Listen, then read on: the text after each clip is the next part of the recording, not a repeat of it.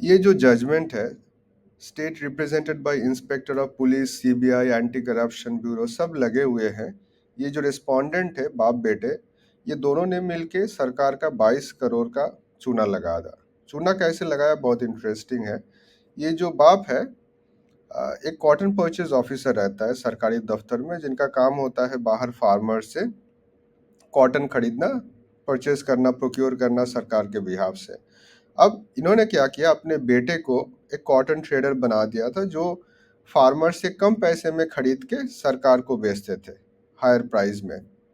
ये बात जब 2006 सामने आते हैं, इनके नाम पे एफआईआर होते हैं, फिर ये मैटर स्पेशल कोर्ट में जाता है। अब स्पेशल कोर्ट क्या करता है, अंडर सेक्शन 239 इनको डिस्चार्ज कर देता है। फिर ये मैटर हाई कोर्ट से फिर सुप्रीम कोर्ट आता है। अब 239 थोड़ा सा आपको समझना पड़ेगा कि 239 है क्या। 239 आप अगर trial of warrant cases by magistrate, 239 कहता है when accused shall be discharged. अब इस सेक्शन के बाद देखिए, फ्रेमिंग ऑफ चार्जेस है, प्ली ऑफ गिल्टी है, एविडेंस का बहुत सारा है।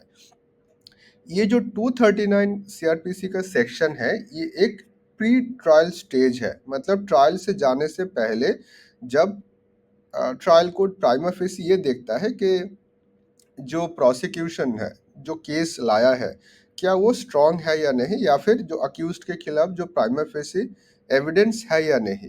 तो इस समय नॉर्मली अंडर 239 कोर्ट दो तीन चीज ही देखता है। एक है एफआईआर, चार्जशीट, और अगर कुछ साथ में डॉक्यूमेंट्स है जो प्रोसिक्यूशन लाया होगा, और कुछ नहीं।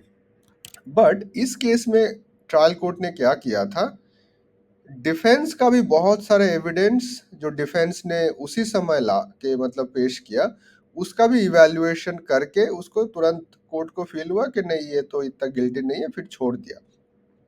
सुप्रीम कोर्ट ने इस केस में, और एट द सेम टाइम एक जजमेंट है स्टेट ऑफ उड़ीसा वर्सेस कुछ, मैं डिस्क्रिप्शन में दे दूंगा, जिसमें कहा है कि नहीं, अंडर सेक्शन 239 आप सिर्फ प्रोसिक्यूशन का ही जो डॉक्यूमेंट्स होगा, मतलब चार्जशीट, एफआईआर, और भी अगर कुछ अलाइड डॉक्यूमेंट्स है जो प्रोसिक्यूशन का है, डिफेंस का नहीं, प्रोसिक्यूशन का ही आप सिर्फ देख सकते हैं, या फिर इवैल्यूएट करके आप डिसाइड कर सकते हैं कि प्राइमा फेसी केस बन रहा है या नहीं।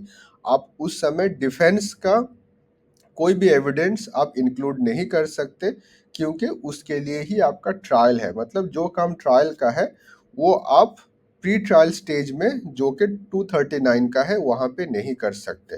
तो इसीलिए सुप्रीम कोर्ट इसको फिर वापस भेज देता है। ट्रायल कोर्ट कहता है कि नहीं, आप इससे फिर से स्टार्ट करो, ट्रायल के थ्रू इसको जो भी करना है करो। इफ अगर गिल्टी पाया गया, डेफिनेटली उनको सजा। बट एक चीज देखने लायक, ये 2006 से चल रहा है, तो आपको क्या लगता है क्या होगा? Thank you.